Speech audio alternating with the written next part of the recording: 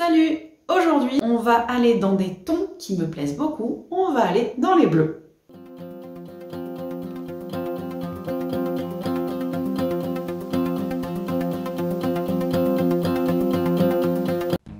Alors, pour ces bleuets, donc sache que mes godets sont mouillés, ont été mouillés au préalable.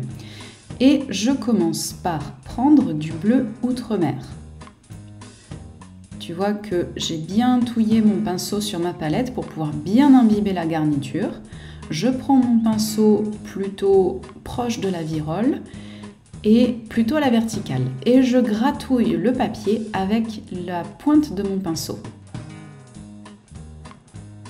Tu vois que les pétales du bleuet, ça fait plein de petits épis qui partent un peu dans tous les sens. Et en gratouillant le papier comme ceci, en faisant les pétales qui partent de l'extérieur vers l'intérieur de la fleur, eh bien ça me permet de faire des petits pétales comme ceci, un peu comme des poils qui partent un peu dans tous les sens. Je viens chercher un peu de violet que j'avais sur ma palette et ça me permet de faire le cœur de la fleur de bleuet. Ça va fusionner un petit peu avec les pétales bleus. Je laisse faire. Et je recommence l'opération pour toutes les fleurs. Alors tu vois qu'il y a une fleur, la première fleur, je l'ai faite plutôt sur le côté. Celle-ci, je vais lui trouver encore une autre position.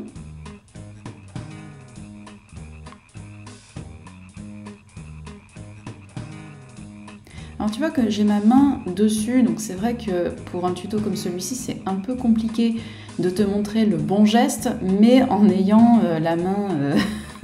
en évitant d'avoir la main au-dessus de ma création. Mais voilà, c'est pour vraiment te montrer ce geste-là. Tu vois que je tiens mon pinceau quasiment à deux doigts.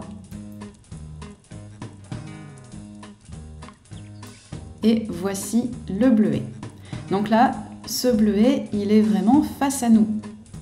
Donc je remets un petit peu de ce mélange bleu Outre-mer et violet. En fait, je le fais par petit tapotement. Et puis, je recommence encore l'opération.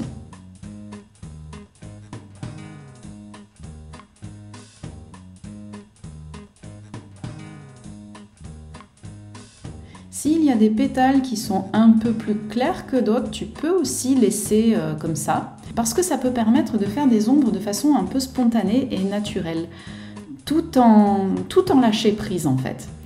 Et ça, tu vas voir que tu vas parfois avoir des résultats assez intéressants, assez sympas, que tu n'auras pas forcément prévu de faire, mais en aquarelle comme ça, de façon très intuitive, très spontanée, ça peut être vraiment sympa.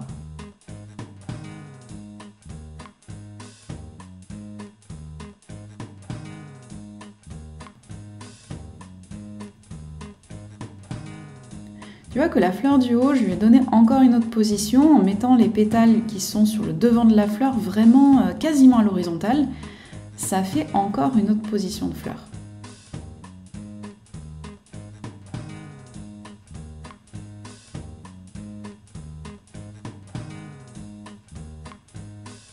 Et je n'oublie pas aussi de mettre une pointe de violet à l'intérieur du cœur pour laisser des fusions se faire aussi, puisque je fais en sorte que des petites touches de violet viennent toucher les pétales encore humides, et c'est ça qui va permettre une diffusion.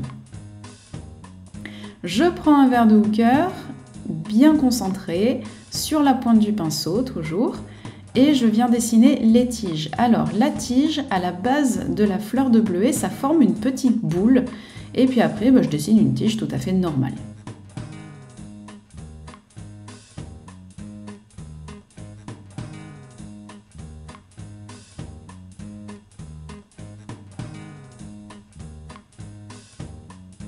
Voilà, là encore, si des fusions se font, je laisse faire. Alors pour cette fleur qui est face à nous, je n'ai pas dessiné de petites boules puisque la base de la fleur, on ne la voit pas. Forcément, puisque la fleur est orientée de façon différente par rapport aux autres. Et puis ensuite, je dessine des petites feuilles avec un geste plutôt spontané d'un seul trait de pinceau. Donc les feuilles des bleuets, elles sont assez longues, un peu comme des herbes de chien-dent.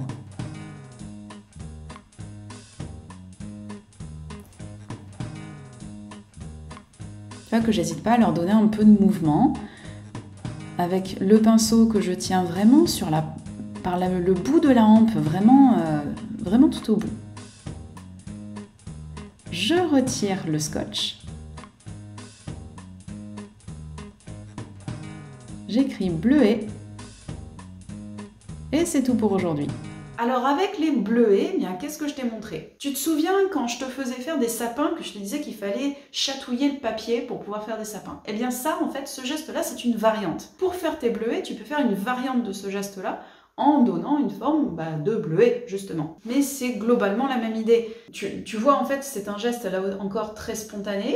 On n'est pas là pour faire du dessin botanique, on est d'accord, mais c'est pour faire quelque chose de très spontané. Donc là, un débutant peut tout à fait le faire, il n'y a pas de souci. Donc je t'ai montré du geste spontané, je t'ai montré également des fusions. J'espère en tout cas que cette contrainte de ne pas utiliser de crayonné, ça te plaît et ça te permet de progresser. C'est aussi ça le principe de ces exercices-là, c'est de progresser avec son pinceau, de prendre confiance. C'est de prendre confiance en ton geste, apprendre à te passer du crayonné. Alors je rappelle, ça ne veut pas dire que tu dois te passer définitivement du crayon. Si c'est dans ton style, si c'est dans ta méthode de travail, c'est très bien. Mais je trouve ça intéressant aussi d'apprendre à s'en passer un peu. En tout cas, j'espère que mes tutos te plaisent toujours autant. Je te retiens pas plus longtemps et je te dis à demain pour un nouveau tuto. Allez, salut!